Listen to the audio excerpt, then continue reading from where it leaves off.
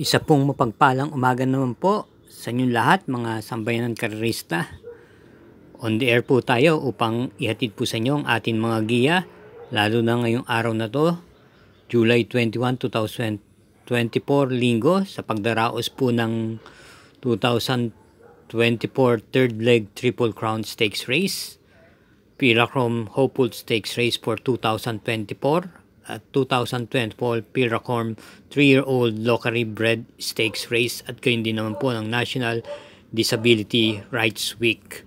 Lahat pong to magaganap po ngayong araw na to. Meron pong siyam na pangarerang inihanda po ang Metrotorp, at ito po ay magsisimula po ng alas 2 ng hapon. Ang pambungad pong mga pangarerang malalaki ay nasa karera numero 1, 2 at 3. At yung iba ay pawang mga regular handicapping system race. Pero po madami-dami po ang pagkaka-line up, kaya sigurado po may bubulagan ng puro dito, kaya wag po tayo makakalimot, isama po ang ating mga korsonada. Sa punto pong ito, samahan niyo na po ako upang ihatid ko na sa inyo ang aking mga giya. Salamat po.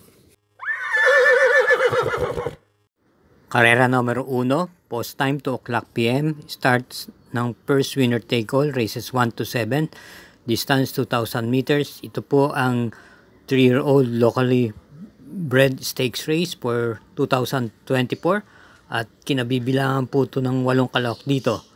Pampamera po natin dito yung kalahok numero 4 Sting, na may buti po ito kung na-kwarto pwesto lamang po siya nung June 16 sa isang stakes race na pinalunan ni Primavera, at na segundang Every Sweat Counts, na ipepacing po ito. At base sa kanyang itinakbo doon, mukhang sinubok lang po ito ron. Dahil nung half mile at 1/4 mile, siya po ay nanatiling pang-6 na pwesto. Pero pagsapit sa meta, ikinilos at dumating nga po ng 4th pwesto. Ang rerenda po sa kanya ngayon ay si M.A. Alvarez pa rin po. Panigundan po natin yung numero setting The Kiss na siyang nalyamado nung June 16 sa karerang pinalunan ng coupled entries niyang Primavera.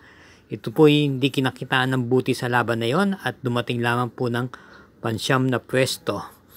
From E.A. Abrea, binalik na po kay Patty Dalema ang renda na siyang nakakagamay sa kanya. May tuling po ito, at may maganda rin pong panalo to na tinalo na rin po ang mabibigat katulad nila High Roller.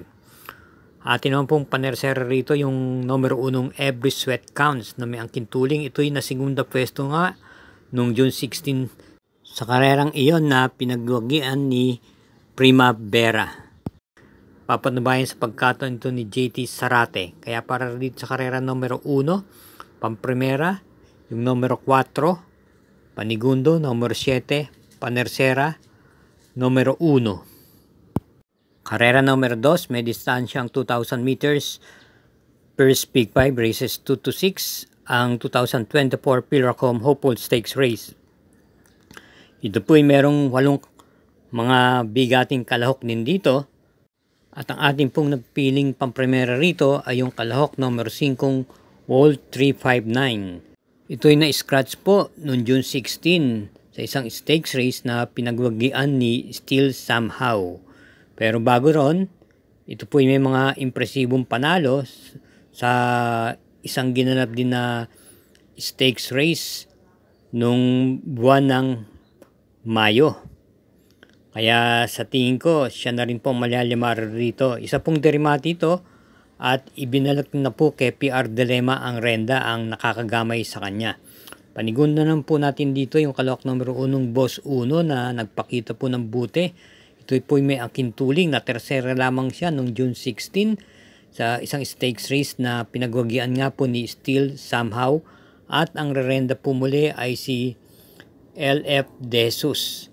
Panersera po natin yung numero 2 na Beltuna na isang derimate at pwedeng ipacing na segunda po ito noong June 16 kay Still Somehow, at muling rerendahan po ni O.P. Cortez. Kaya para rito sa karera numero 2 ang Hopeful Stakes Race, pamprimera, numero 5, panigunda, numero 1, panersera, numero 2. Karera numero 3, ang pinakihintay po na lahat, ang third leg Triple Crown Stakes Race. May distansyang 2,000 meters. Start ng second winner take all, races 3 to 9. At dito po, meron pong 8 kalahok dito. 2 coupled entries, yung numero 3 at numero 2. At sa pagkakataon po ito, yung second leg winner na Viabel po ay hindi po isinali rito o nirehistro. Gayunpaman, tuloy pa rin po ang ating pong napiling pampremera rito, yung kalahok numero 2 na coupled entries, Primavera, Batang Manda. Kapwa po subok sa laban, Primavera. Ito po yung nagpakita ng buti noong June 16 kung saan nanalo po to at nagparimate at tinalo niya si Every Sweat Counts. From PR Dilema, binalik po siya kay JB Bakaykay na nakakagamay din po sa kanya.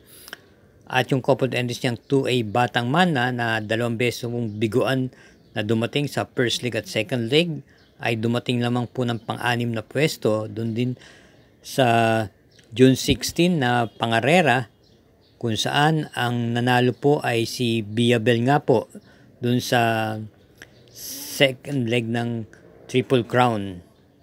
PR Dilema na po ang renda, ibinalik na po sa kanya na nakakagamay.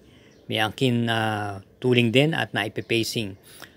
At bilang panigundo naman po natin yung numero 3 na coupled entries, Ghost Amazing na kapwa may impresibong panalo. Ghost, ito po ay nasigunda pwesto lamang po nung June 16 sa second leg ng Triple Crown kay Viabel na kinapus po sa remate. At yung kakwada niyang 3A na Amazing, ito yung nagpakita po ng galing kung saan nanalo po ito ng dihado sa isang stakes race nung May 19 at tinalo niya po si High Roller. Ganyan din naman po si Primavera at High Dollar. Papatnubayan po muli ni PM Cabalejo sa pagkakataon ito. Kaya para dito sa karera numero 3, ang third leg Triple Crown, pampremera yung coupled entries numero 2, panigunda yung coupled entries numero 3. Karera numero 4, start ng Peak 6, races 4 to 9, may distansyang 1,400 meters, isang rating base handicap system, class 5, split group 6 to 10, at meron po tayo ditong 12 kalahok. Ang ating pong pampremera rito, yung malamang medyo madihado pa ng bagya, yung numero 6, Bohemian. Ito po isang derimate at pwedeng i-pacing. Maganda po ang kanyang ipinapakita itong nakaraan huling takbo niya. Ang pinakuli ay kung saan dumating po siya ng segunda pwesto noong July 9 kay Magandang Dilag. JD Flores po muli ang renda. Panigunda mo po natin dito yung napupunto po at nakakasiguro 4 na sunod na panalo na po yung numero 1 Lemon Bell. Ito po yung may angkin tuling at nagagamayan po ni JB Guerra. Ang pinakahuling panalo niya po ay nung July 9. Nanalo po ito ng banderang tapos kung saan tinalo niya po si Tough Feeling. Panersera po natin yung numero 8 Monument na isang derimate. Ito po ay nagpakita rin ng magandang takbo noong June 26 kung saan na segundo pwesto po siya kay Bonnie Avenue at natalo lang po ito sa isang photo finish sa magitan ng nguso. Muli po siyang rendan sa pagkakataon ito ni CL Advincula. Kaya para dito sa karera numero 4, pampremera numero 6, panigundo numero 1 at panersera numero 8. Karera numero 5, may distansyang 1,400 meters, isang rating based handicapping system, class 5, group 5 for placers, at start ng second peak 5, races 5 to 9, meron pong 12 kalahok dito. At isang coupled entries yung numero 2. Pampremera po natin yung numero 9 Den na sa akin palagay siya na rin po ang magdadala ng marcha. Dahil sa akin pong sa pagkakabasa dito, wala pong gaanong matuling dito kundi siya. Kung bebenasin at walang manggugulo, mari pong makatapos ito. Ito po ay hindi maganda gaano ang tinakbo nung nakaraan July 10, kung saan pang-anim lang po siya dumating o pinakauli sa karerang pinalunan ni Eunice and Aya. Regular rider, LA Aguila po ang renda. Ating pong panigundo yung dihado rin numero 7 Lava Walker na isang derimate. Dumating po ito ng kwarto pwesto noong July 13 kay Warayna Mayda pa. At ito po yung nanatiling pampito pwesto nung half mile at 1/4 mile at kumilos lamang nung malapit na po sa meta. Kaya manmanan po natin sa laban na to, baka biglang bumulwak po ito. Rendan po siya muli ni RM De Los Santos. Panersera po natin yung coupled entry sa numero 2, Cristiano Margot. Cristiano, na segundo po to noong July 13 kay Paramount, at si RJ Tabor pa rin po ang rerenda. Ang coupled entries niyang Margot, may angkin panalo nung July 2 kung saan tinalo niya po si Sunshine June at papatubayan po ni JB Guerra. Ito po kapwa may angkin naman remate. Kaya para rito sa karera numero 5, pamprimera numero 9, panigundo numero 7 at panersereng coupled entries numero 2. Paalalang po, para sa atin mga updated na mga giya at resulta ng pangarera, huwag po natin kalilimutan mag-subscribe, paki-share at hit na rin po ang like button. Salamat po. Karera numero 6, start po ng Peak 4, races 6 to 9, distance 1,400 meters. Isa na naman pong rating-based handicapping system, class 5, split group 11 to 15 at meron tayong 12 entries. Dalawang coupled, yung numero 1 at numero 3. Pamprimera po natin dito yung kalahok numero 9 Hot Rod Hearts na nabiting po nakaraan laban niya, kung saan ito'y natalo po sa pamamagitan ng photo finish ng nguso lamang, kung saan dumating siya ng segundo pwesto nga po noong July 14 kay iikot lang. At muling rendan po ni YL Bautista na ipipacing at pwedeng makipagsabayan sa unahan. Panigundo naman po natin yung numero 8 Everyday Black na may angkin remate at pwedeng i-pacing at makisabay na rin sa unahan. Dumating lang po ng quinto pwesto noong July 12 kay Double Happiness. At nung June 5 may maganda pong takbo kung saan na segundo po siya kay Valued Friendship. Ito po'y papatnubayan po muli ng regular rider niyang si AM Tansyoco. Bilang panersera naman po natin yung number 4 My Dad Bogard na isa po din remate.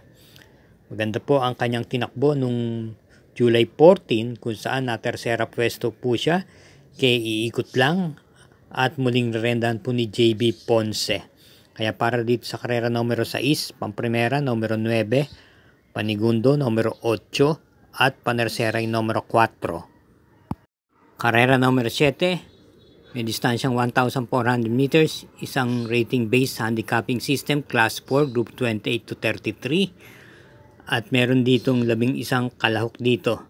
Ang ating pong napipisil pang primera at sa tingin ko medyo angat po sa laban, yung imported horse na numero G's Heart of a Champion na inaabangan po din ng mga bayan karerista dahil may buting araw po ito. Ito po ay tumakbo noong June 29 sa kanyang maiden race at nagtiyempo ng impresibong 125.6 sa distansyang 1,400 meters na punong-puno pa po. Bilang panigundo naman po natin yung kalahok numero 2 Red Queen na maganda po ang kanyang kinilos ng huling takbo na segunda lamang po to kay Saratoga Chrome noong July 6. Rendahan po sa pagkatunto ni NC Lunar. May angkin bilis po. At bilang panersera natin yung numero 5 front runner na may tuling at naipipacing na segunda pwesto naman po to nung June 26 kay Sky Story.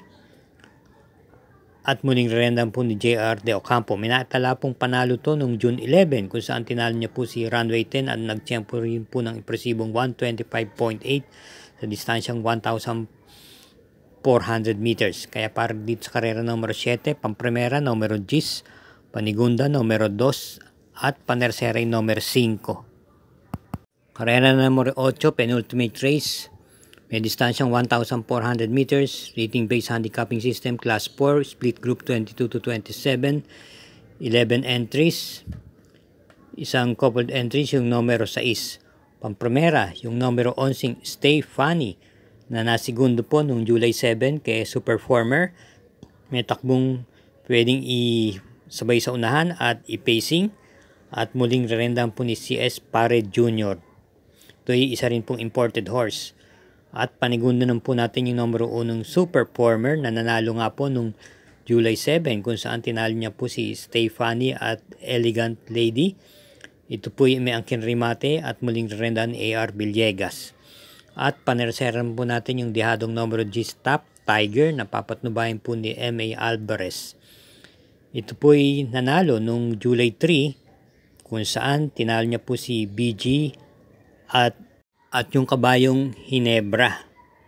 Siya po ay may remate at pwede pong i-pacing. M.A. Alvarez nga po ang rerenda muli sa pagkakataon ito. Kaya para rito sa karera numero 8, pampremera numero 11, panigundo numero 1 at panersera yung numero 10. Karera numero 9, last daily double para tingnan puto ng second winner take all, second pick 5, pick 4 at pick 6 at isang rating based handicapping system class 4 split group 16 to 21.